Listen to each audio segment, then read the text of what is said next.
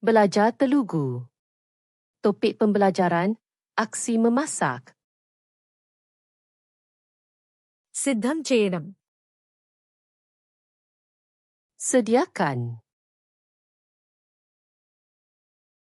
వండడం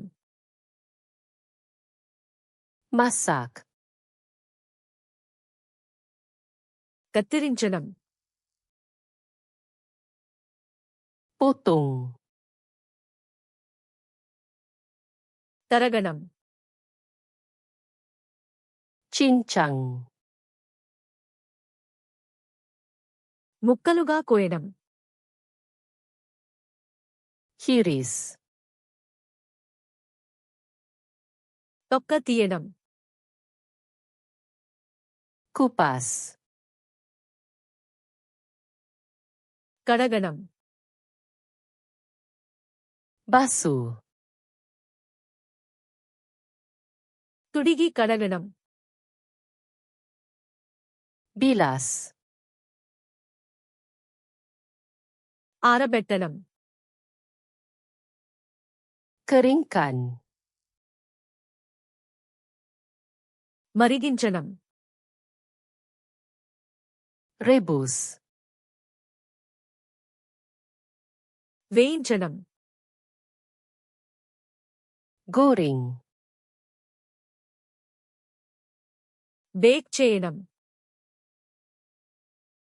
Bakar. Grill చేయడం Panggang. ఆవిరిలో వండడం Kukus. కలపడం Kacau. మిక్స్ చేయడం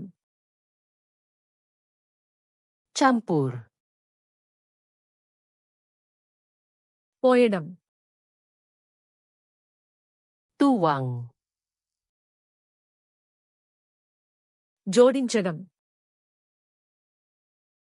Tambah. వేడి చేయడం Panaskan. చల్లబరచడం Sejukkan. వడ్డించడం Hidangkan. రుచి చూడడం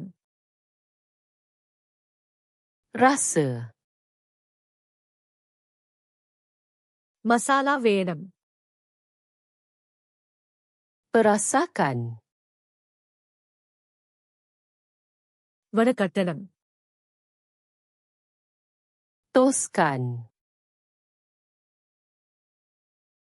మూయడం Tutup.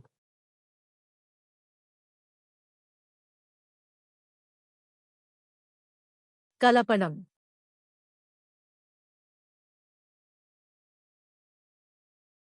ఆవిరిలో వండడం